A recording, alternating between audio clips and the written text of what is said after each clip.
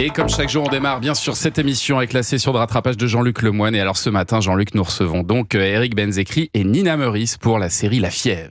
Oui, j'ai très envie de la voir. Non, j'ai vu la bande-annonce. C'est très accrocheur. Ça a l'air un peu plus angoissant que le nounou avec Boudère, mais ça a l'air bien. Hein.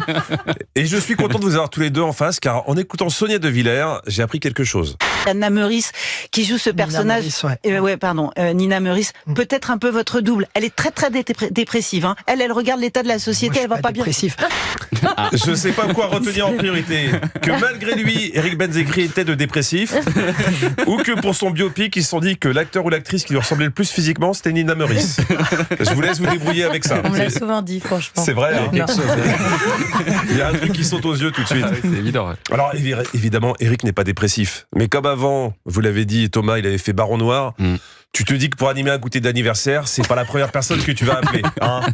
Mais peu importe, car ce qui compte, c'est que ces séries sont excellentes. Ah ouais. Alors quand il donne 3 conseils pour réussir un scénario, moi j'écoute. Même si tu sens qu'avec cette histoire d'écriture inclusive, Eric s'y perd un petit peu. Deuxièmement, avoir un personnage principal ou une personnage principale à laquelle ou auquel on s'attache du début à la fin.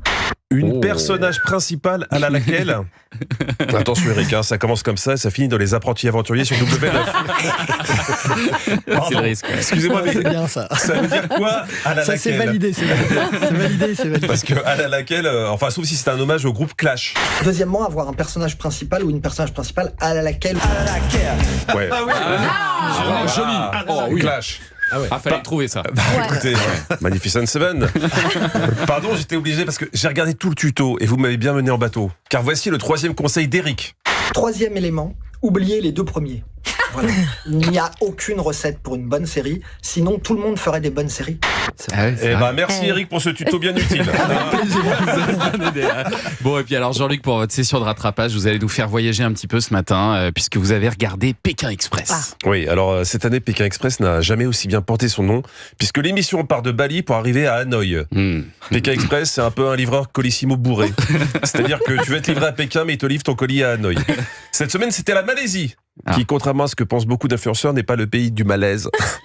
Et t'avais intérêt à avoir fini ton dîner avant l'émission, car sinon ça commençait un peu sévère avec un petit déjeuner façon Stéphane Rothenberg. Pour cette première assiette, les candidats vont devoir avaler 10 morceaux de tofu puant accompagnés d'une sauce au poisson fermentée. J'ai vraiment l'impression de croquer dans une vieille éponge qui a servi à nettoyer un évier.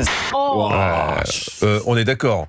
S'il a l'impression de croquer dans une vieille éponge, c'est qu'il a déjà croqué dans une vieille éponge. Pourquoi a-t-il fait ça? Quelles étaient ses motivations? Retrouvez toutes les réponses très prochainement chez On de la Traqueron. Bon, après, ils ont eu des œufs de 100 ans à manger, et comme ça manquait sans doute de protéines, il y a eu un 3e plat. C'est avec effarement qu'ils découvrent leur dernier plat. Un imposant pénis de taureau, juste bouilli. Un pénis de taureau. Là, il était 21h24. Toi, t'es en pleine digestion, il est un peu tôt. En fin de soirée, pourquoi pas, mais là, c'est de la gourmandise. Ah oui. Surtout quand tu vois les candidats faire l'épreuve. Jérémy, ça va? Vomi, Gérald, vomi.